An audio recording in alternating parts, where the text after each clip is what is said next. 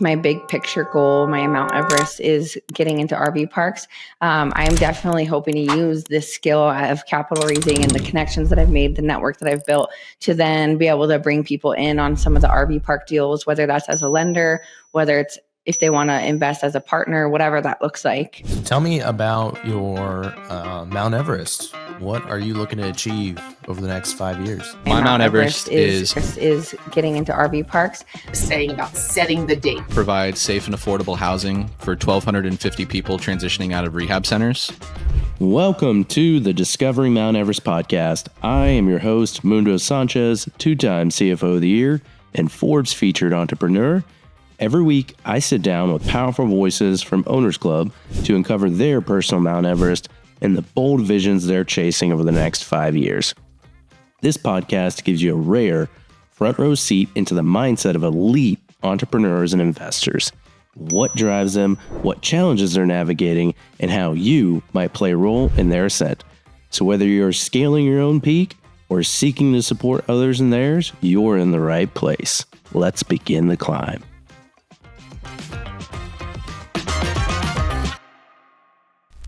Thank you for having me here today. I'm excited to be on my first podcast to talk to you guys about. Amazing. Yeah, I know. What the first heck? Podcast. Yeah. I'm super excited for you. Thank you. It's awesome. I just started doing this probably a little over a year ago. The very first time I did anything content-wise, Pace pushed me to do it. I think it was like a 5-minute video I was filming, and I probably spent 2 hours trying to film it. Oh, yeah. Just over and over and over again, I was in my head about it. And, Pace said something that really resonated with me, which helped me really start to take off in terms of producing content, was no one cares. No one's paying attention to you. No one cares. You're not famous. You don't have a huge, massive following. You're gonna start YouTube, and you're gonna have 3 views, and one of the views may be your significant other. Yeah, exactly. And then your mom. Yeah. Right? So no one cares. Just post and just do it. 3, Exactly. 2, 1, go. Do it. Exactly. And ever since he said that, then I kind of just started taking off for producing content, because I just stopped worrying about what other people think. But I'm super happy for you to come on and for me to be your first podcast. That's awesome. So tell us a little bit about yourself. I am a physician assistant by day. I just recently went part-time as a PA in the emergency room, which was a huge milestone for me, because ultimately that's why I joined Sub2 and got into real estate in the first place, was to scale back in my W-2. And I've been in Sub2 for about 8, maybe 9 months, and already have been able to go part-time. So that was a huge milestone. And then from there, I started doing lending. I thought I wanted to do buy and hold, but quickly realized that wasn't going to get me to where I was looking to go. So I started doing lending, and then kind of naturally evolved into capital raising space to help other people that are interested in lending or have extra money that they want to make passive income. I've helped a lot of people start lending as well, including family, mom, coworkers, best friends, and then, quite a few people in Sub2 as well. So it's been fun. That's amazing. So was there a defining moment that you felt where you recognized buy and hold, not for me? My husband and I owned a rental property before I got into Sub2, and we were making $200 a month, but that's not including any maintenance, anything else. And so really we were breaking even. And so we ended up selling it and taking the money that we made off that house. And I thought, oh, well, through creative finance, I'll be able to buy more than one. And then quickly realized every deal I was underwriting, it was all cash flow once again, $200, maybe $300. And I was like, so if I even have 2 or 3 properties, I'm not even making $1,000 off of these 3 properties, you know what I mean, a month. And if I'm not even making an extra $1,000 a month, I'm not going to go part-time in my W-2 anytime soon. So that was pretty quickly within joining Sub2. I was like, that's not going to get me there. Or I can lend that exact same money that I could acquire these properties with, and I can make $1,000 per month, baseline. So once I figured that out, it was a slippery slope. Yeah. No, I question that myself. Why do I keep buying properties? Is this for my ego? Like, what am I doing here? Like, because I have properties where on paper it's 300-400, sometimes lower, right, cash flow wise, and then the water heater goes out, the HVAC goes out. I need pest control that wasn't planned for. Or my favorite surprise is I find out that the tenants are not maintaining the lawn care as per the lease, right? That's the most common one I've seen, and which makes for sense. sure. Like if I have a duplex, they don't have a lawnmower. They're not going to cut their grass. Yeah. And you could sit there and force them to cut the grass, but then what happens if they just don't? And it starts growing and it's like 3 feet tall. It's like, well, you obviously have to come in and pay for it at that point, right? And then there goes your profit. Like, Exactly. You spend $100 a month in lawn care, and poof, there's your cash flow.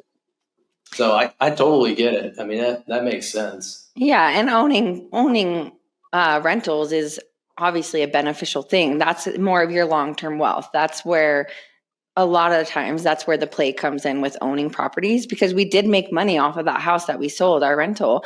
It just came after owning it for 5 years rather than the monthly. And the place that I'm in life right now, I am more looking for the cash flow now, because my kids are young. I have 2 kids, a 18-month-old and a 4-year-old, and I can't wait to take the money in 5 years when that property appreciates. You know what I mean? I need that cash flow now so that I can spend time with them while they're young.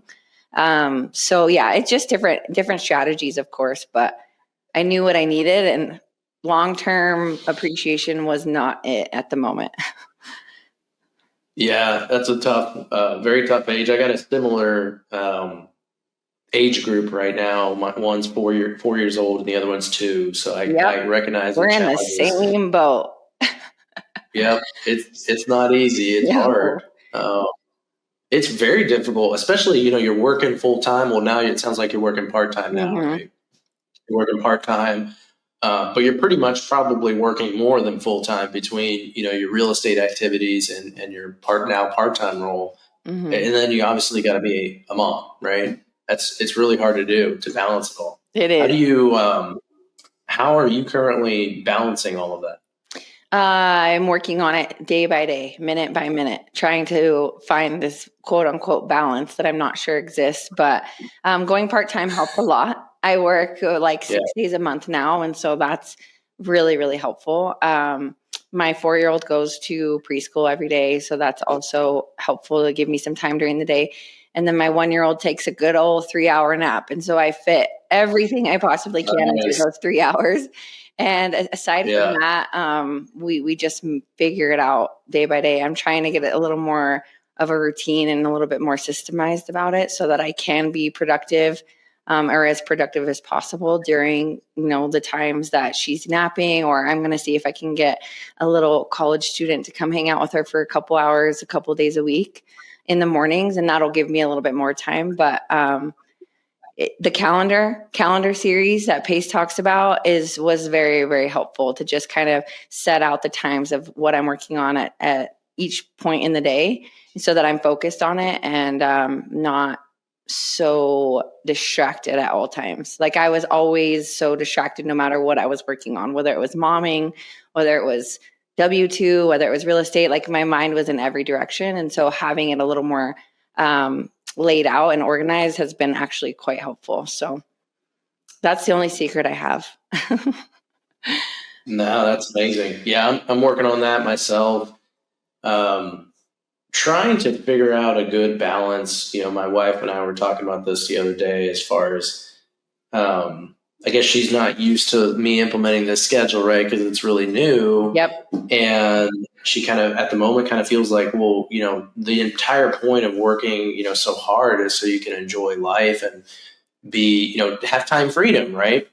But then right now it's like I'm scheduling in family time. So it feels more of like kind of like a robotic task of like, okay, family time from this time to this time. So I'm trying to figure that out myself and to be more fluid, especially on the weekends when I'm home.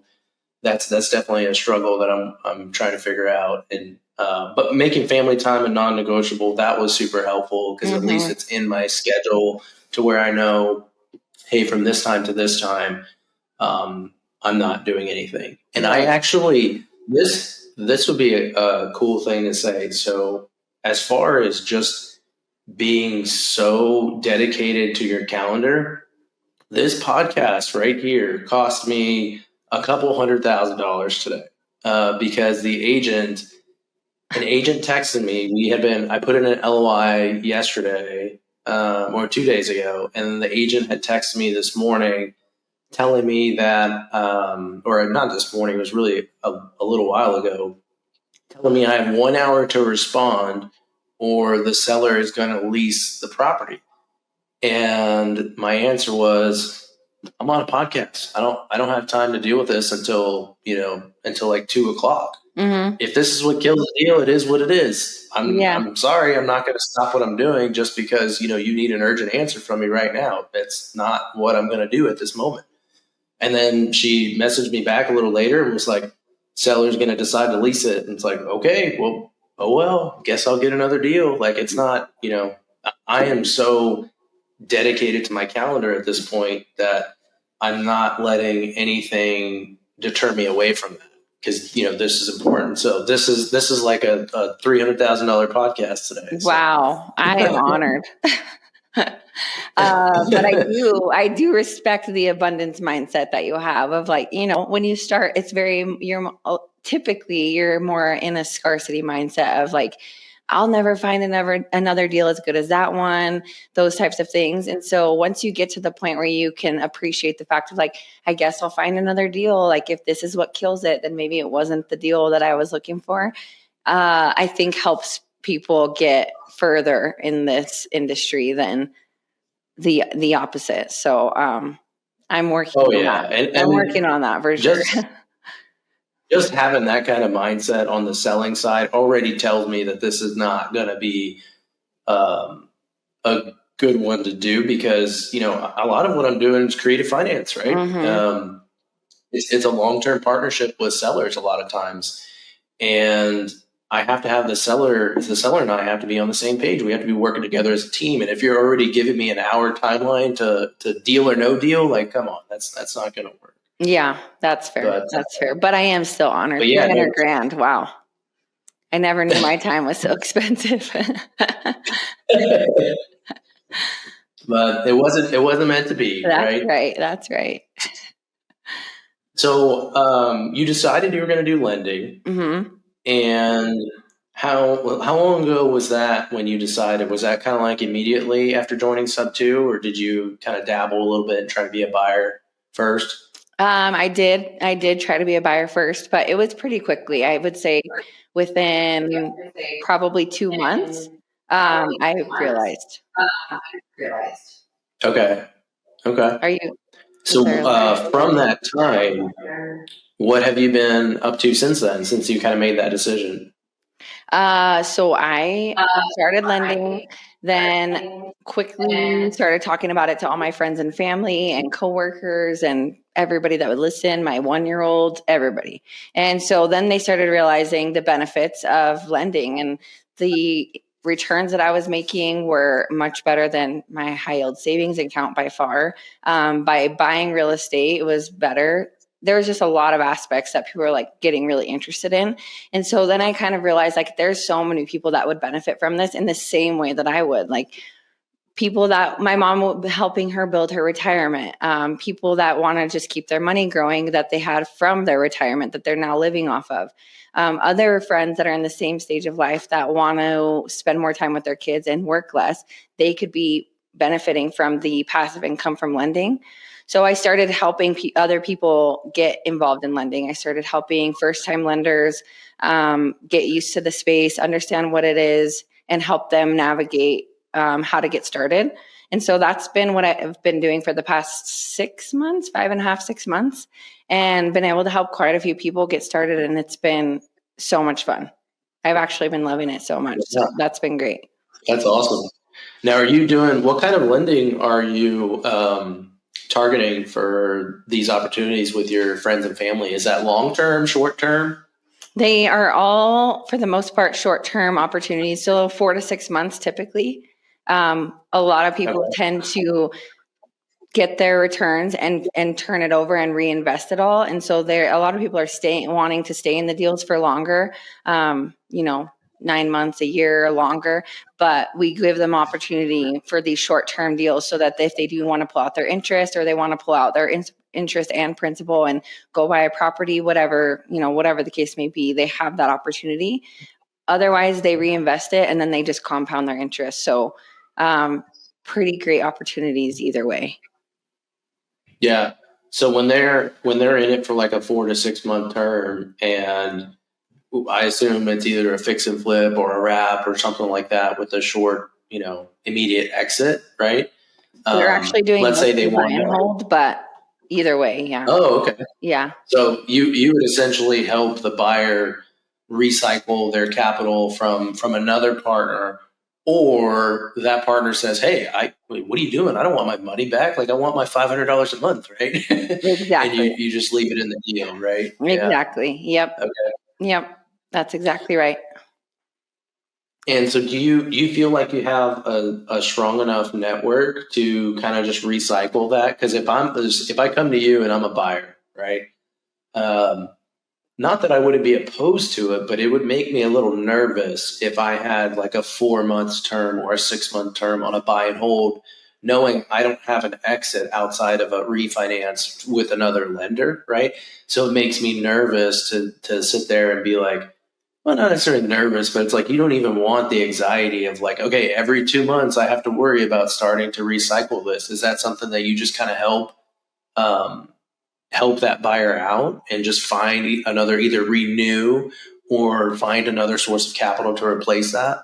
Definitely. That's I've kind of went into a partnership with another owners club member, Devon Alexander. And so I help him raise capital. And that's part of what I do, is try to take some of that pressure off of him. And if one of our loans is coming due and I know that lender wants to get paid out in, all their principal and interest, I will try to go find another lender that can replace them. Or I try to get in contact with them up front a little bit ahead of time to understand what they might be wanting to do. So then we know what's coming. If they're ready to get paid out in 3 weeks and they've already expressed that they want to roll it over, well, then we know we have some more time. If not, then I start looking for another lender to replace them, hopefully. And, it doesn't always work out perfectly, of course. Sometimes we can't find another lender in time or something changes, and that's all fine. That's kind of why I enjoy working with Devon, is because I'm raising money for a real estate firm that he owns. And so you're backed by an entire firm where we have enough revenue that if somebody needs to be paid out their $120,000 or whatever it is, that's not a problem. We have the revenue and the ability to do that. But of course, if I can replace it, that's ideal. So yeah, that's definitely a big part of what I do, is try to help him recycle that money so that we are always ahead of what we're going to need to raise, or who's rolling it over, and kind of what that looks like. Yeah, no, that's awesome. I assume you have some sort of board or management system or process around maturing loans, right? Because most investors that, buy, let's say they got 1 or 2, deals, and they got like a 5 or 7 year term, they're not really worried about tracking it. And I suspect because they're not doing that much volume, that they might even forget about the maturity date and miss it, right? Oh. Or they may get a phone call, be like, "Hey, bro, where's my money?" Right? But you have to very tightly manage that timeline, because you probably have stuff constantly maturing, and you're constantly needing to source capital, which becomes, at some point up. Yeah, absolutely. We have a CRM, and so we're constantly updating that. What level, what point in the process is each lender at? What's their date? How much? What's our grace period? Like, all that information's in there. And we have a weekly meeting every week that we go through our entire list of whose loans due that week. What do they want to do with it? What's, all that stuff. So we definitely spend a lot of time and effort to keep up and keep on top of those things. So yeah, we put a lot of effort into it because we want to make sure that our lenders are taken care of. We've been able to keep a really good reputation so far, and we don't want to lose that, of course. And so we put a lot of effort into making sure that people are in the know, what's going on. If something comes up, what happened, how are we fixing it, all those things. So yeah, there's a whole that's awesome. system for sure. So all of the lending opportunities or the capital that you're sourcing, is that solely for that Owners Club member, or are you looking to kind of grow that to other investors as well? I'm typically raising for Devon and that company because we're partners. Now, as I begin to start to grow into the RV park space, which is it's my big picture goal. My Mount Everest is getting into RV parks. I am definitely hoping to use this skill of capital raising and the connections that I've made, the network that I've built, to then be able to bring people in on some of the RV park deals, whether that's as a lender, whether it's if they want to invest as a partner, whatever that looks like. So I'm hoping to refine the skill as best I can and then be able to apply it to some of my own properties as I move forward. Yeah, no, that's awesome. So I think it's a little on the buyer side, which is the guarantor, right? It's easier for you because you have the same person each time. It's consistent. You can sell a what is probably to you a known outcome, right? Mm-hmm. You know he's going to perform. You know he's going to do what he says he's going to do because you've developed a history with him. Exactly. If other people are watching that are trying to raise capital, which is every real estate investor on planet Earth, what would you tell them makes a good quality borrower? All the things that you just mentioned. So having history is a huge part. Now, of course, that's the most difficult part to get, because if you're brand new and you want to raise capital, it's like you can't build history if people won't lend with you. And so the only way you can do that is to leverage someone else's history. And that is exactly what I'm doing. Is Devon and VSG has such a solid history of working with lenders that in the future, or even currently, I'm currently working on getting an RV park deal under contract. And if I'm needing to bring a lender in, I can leverage VSG and Devon's history because they will be in the deal with me. And so then when somebody lends to me on the deal, I can say VSG is backing me on this deal, a part of the deal with me. And so that gives me a little bit more of a ground to stand on, and I can leverage their history, their underwriting, their everything that they have to offer. And so then as I can continue working with them and utilizing that, then I'll have my own history to then start using to raise capital. So I think leveraging is a huge, huge component. And I mean, we hear that a lot. If you're looking for a lender, but it's your first fix and flip, everybody that I've ever heard on any educational Zoom has been like, you need to go find somebody else that's done at least 5 or 10 fix and flips, and then I will consider lending. So it's all about leveraging other people that have been doing it a little bit longer than you, and giving yourself a little bit more of a leg to stand on. Yeah, I think the people that do really, really well, and you look at them and their trajectory and see like how quickly they've grown to a really strong level of success, is that they started with the right mindset from a very early point of partnering with other people and recognizing and being humble enough to know that you don't have the credibility that a lender's looking for in their security, right, for them to protect their money.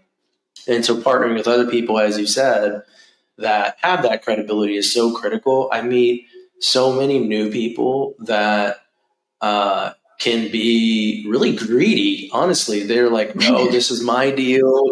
It's my first deal. I need to be 100% owner. And it's like, okay, well, you can be 100% owner of nothing, right? Or you can be 20% owner of a big pie with a lot of opportunities, right? And then eventually, when you've built that credibility, which every lender is different, as far as what they deem that as credibility, but eventually over time, then you can start doing your own deals if you want. But it's super critical in the beginning to build that resume, even if you're, and it's not just a resume of real estate experience, it's a resume in the domain that you're currently operating in, or the domain of the current deal that you're trying to raise on. Exactly. So I work with banks a lot during my day job because I'm a CFO. Mm-hmm. And what is really one of the biggest things I learned from doing that is it's really, really important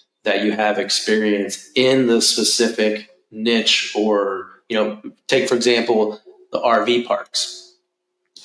If I have a bunch of real estate in my portfolio and none of it is RV parks, and I go step into an RV park deal and I'm going to raise a bunch of capital, and let's say I have 1,000 doors and it's all single family real estate, a lender is going to look at me and be like, first of all, that's awesome. You got that many doors, but you have no experience in RV parks. How are you going to operate this, right? That's going to be the first question they ask. So even just having real estate experience alone it's not good enough. It has to be within what you were trying to raise capital on, right? They want to know that you have a track record of success in that area. Are you a buy and hold investor that's now trying to do co-living and is experimenting and has never done it before? That has risk, right?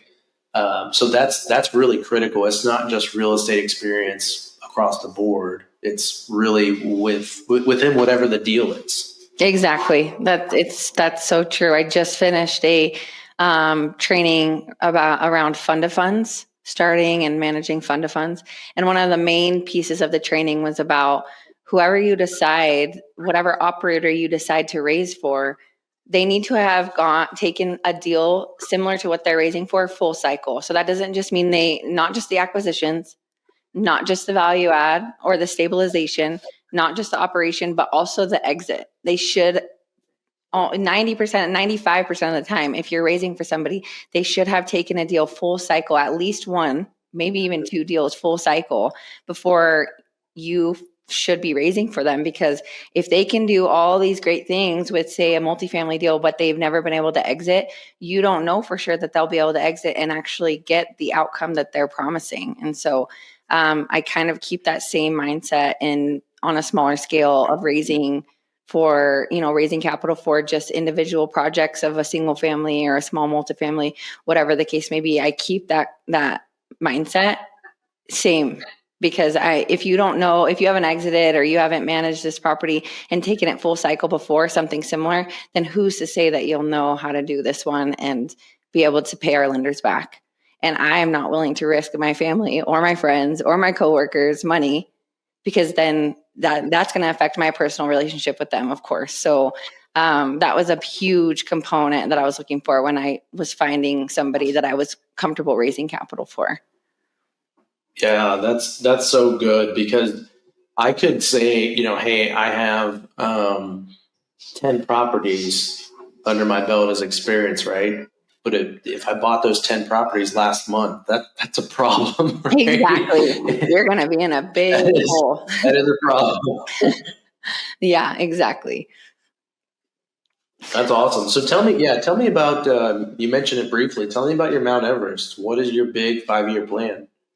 Yeah, it's currently the specifics of numbers are currently being worked out thanks to ChatGPT, who's solving all of the problems for me. But I am looking to own between 8 and 10 RV parks over the next 5 years. And I will take a component, maybe 20-30% of the passive income from those, and use that to open free childcare facilities across the US. So and I'm hoping to be able to start a nonprofit and use some grant money to do that too. But there's also been a consideration of the people, young adults, college students that are providing the free childcare at the facilities can also have a free place to live, maybe a tiny home or a RV pad or whatever, a cabin, whatever that looks like at the RV park too. So they get to live for free and dedicate, 10 or 20 hours a week to working. And it's kind of a mutual beneficial relationship there. So these are different ideas that are, currently running through my mind. But ultimately, I want to own RV parks. It brings families together. It's nostalgic. It's outdoors. They're beautiful. You get to get out there and just spend time with the people you care about, and in turn using that money to open up free childcare facilities throughout the US. That's awesome. I love that. So needed. As a mom, I'm like, there's so many parents that are either working, one of the parents are working specifically just to pay the daycare bill And so then when they make the decision to not work, like you have your stay-at-home mom, sometimes stay-at-home dads, and they don't work so they can stay home with the kids, they are so isolated. Like I am in all these mom groups in my local area, and anytime someone posted like I'm feeling, lonely, or like I need some friends, all I talk to is my 3-year-old. Does anybody want to go meet up at the park? And there's like 80 comments on there of like, oh, I would, like I would love this. Like everybody's just going crazy because they're all just so isolated at home with their, 1 or 2 or 3-year-old or whatever it is. And they need some interaction. So if I can open up these childcare facilities that maybe is a part of like a mom or a women's center or something like that, where there's yoga and there's a park and there's like other things that they can do. It makes more of a community where people can connect, moms and dads both can connect with each other, get some time to themselves, go to the grocery store, go to a doctor's appointment, know that their kids are taken care of. I just think it could improve the mental health of that population quite a bit. So. Yeah, that's awesome. I love that. Thank you. It's amazing. Your wife is probably like, that sounds amazing. She gets it. I got my little kiddos on my mug. Gosh, that's one. That's other. So cute. Oh my gosh. Yeah. You stole mom's mug today. Yeah, I did. I love it. So are you on the front end of learning about RV parks, or how's that journey going? I am on the front end. I'm deep diving. Somebody recently brought me a deal that they were looking for capital or a lender for their RV park deal, but it was only $50K. And I jumped on it. And so we are working with her right now to restructure it a little bit with the sellers. And we're going to partner up and do it together as long as the sellers are agreeable to our terms. And so that one's in Oklahoma, and it's a smaller one, which I'm glad. And it has a lot of value add opportunity. We're going to put some tiny homes and things like that. It's close to a college campus where there's no affordable housing. So we're going to put these tiny homes and hopefully give some of these college students an affordable place to live. And then it also is going to be a nice area that people can spend time during the summer. So that'll be my first deal once we can get it under contract and take that one down. And then, learning the operations through that, and then just keep going. Yeah. Oh, that's awesome. Yeah. So how do people handle I don't really know anything about RV parks, but it actually sounds interesting. I'd like to dive into that at some point.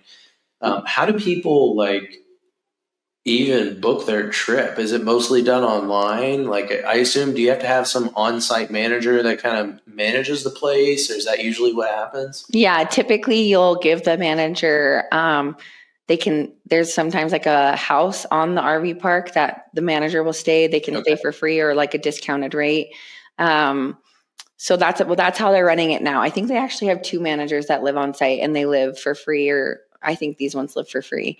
And so that's typically how that works, so that you have somebody on site 24/7 in case something's going on a weekend or, in the evening, whatever.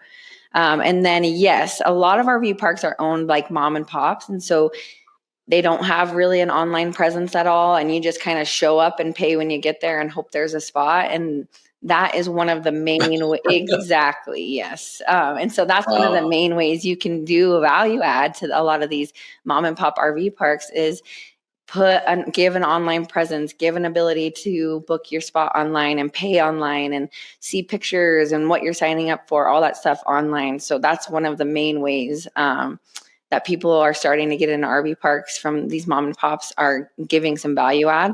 And just with that, people are more apt to stay because they can book it online and know that they're not going to drive all the way into the middle of the forest or wherever it is and get there and there's no spot. So that's a big component of it for sure. And is it pretty similar to like an Airbnb or something? Like they're just booking for like a 3-day trip or 4 days or whatever, right? They're just booking on a calendar. Yeah, exactly. And there's some people that like to stay longer term. And so you can always have the choice to dedicate, a third of the park to long-term stays. There's all different types of RV parks, of course. There's the campground type of RV park where people are coming in like an Airbnb for 3 or 4 days at a time. There's also the long-term ones where people will bring their own RV and actually live there for, 5-6 months, and they just travel around the country and live that way. So there's different options, and you can do some like hybrid models where they have a little bit of both. A benefit of that is that you have that stable and consistent income from the long-term stays. So that even in the slow periods, when you're not making as much off of those people on the short term, you're still having some income coming in to stabilize it, to cover the maintenance fees, things like that. So there's some benefits of both for sure. What kind of maintenance fees are involved in that? Is it just like, I mean, it's land, right? Like what else? I mean, I guess there's some amenities usually. Right? Yeah. Is that what they're maintaining? But for the most part, keeping up the land, if you offer any amenities, the toilets, things like that. There's not going to be a lot unless you have like a bunch of tiny homes, cabins, things like that. There's picnic tables, fire pits. So it's pretty minimal for the most part, but if there's a big wind and a tree falls, like you got to get that cut up and taken off. So it's relative to like owning a bunch of properties, it's pretty minimal, but it still exists. Yeah. Okay. Nice. Yeah. It's very cool. Thank you. No Awesome. camping when you're in Well, kid, so huh? how can people in the community like help you achieve your Mount Everest? Yeah. Anybody that's looking to get into RV parks or already is looking at RV parks, happy to help you raise capital if it's a good deal. So bring them my way. We can partner on it. I can help you raise capital. We can take down some RV parks. I'm open to anything in my somewhat local area. So Arizona, Colorado, New Mexico area, or something. Where are you at? I live in New Mexico. Currently? In Albuquerque. New Mexico. Yeah. Okay. But also if it's local to the like person, then I'm willing to do that too. But just so someone's relatively close to it. How do you like living in Albuquerque? I like it.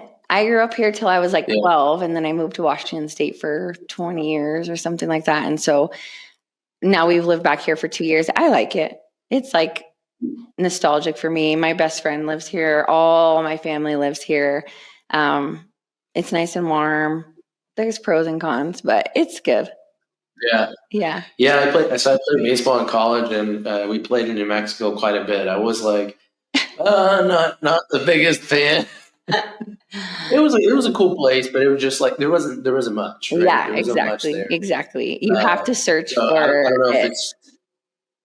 But that was well over 10 years ago. I don't know if it's developed any much now, or how's the market out there?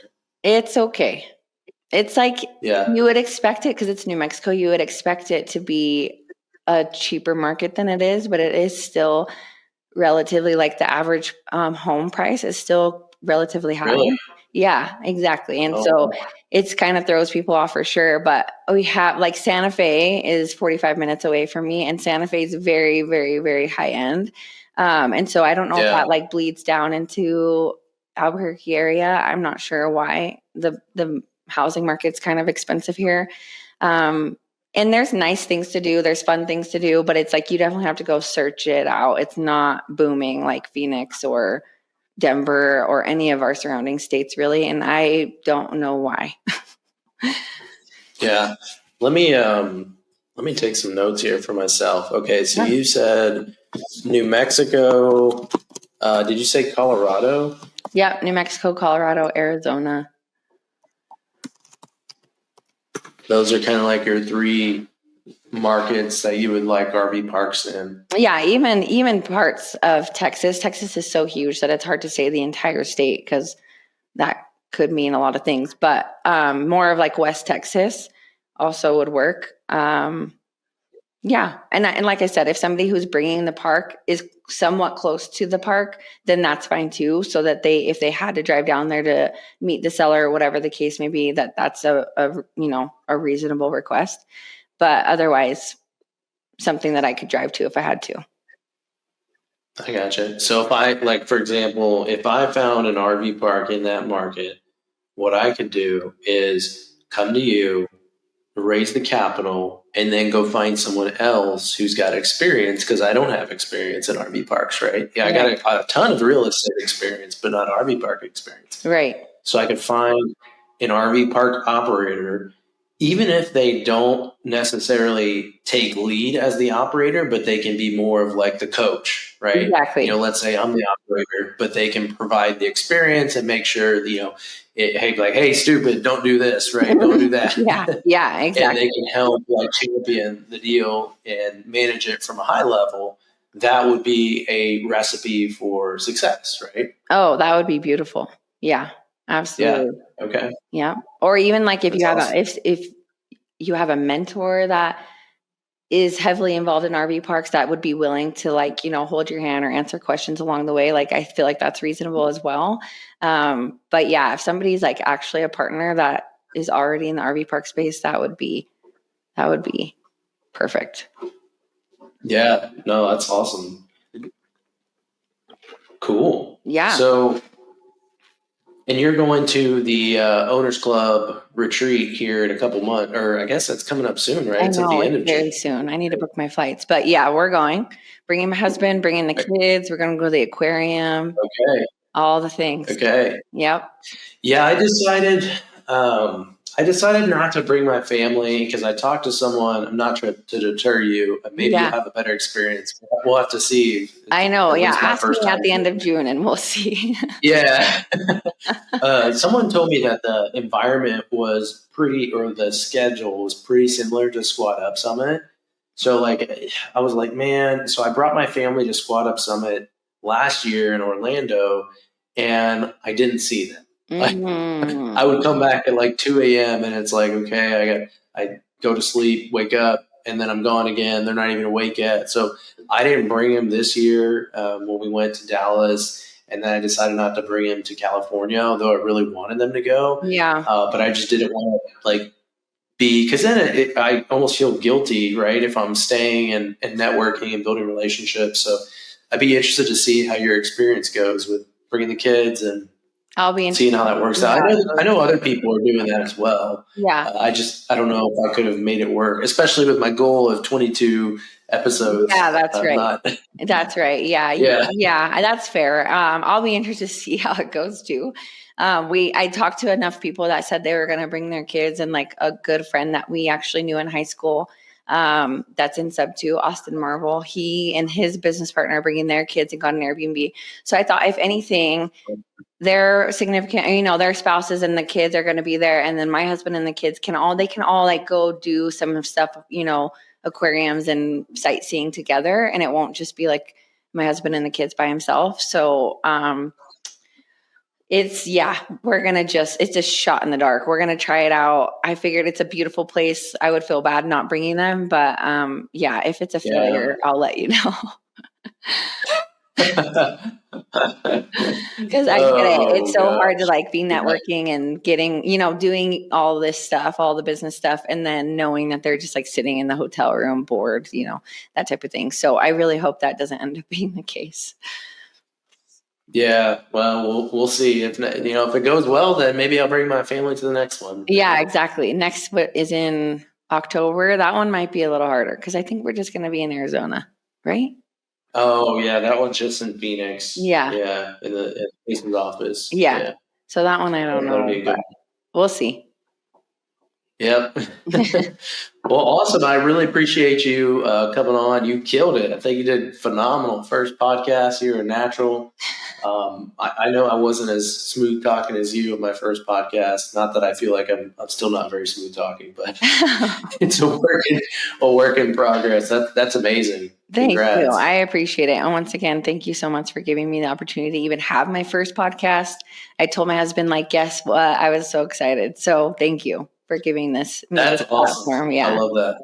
Big day. So how can people reach out to you?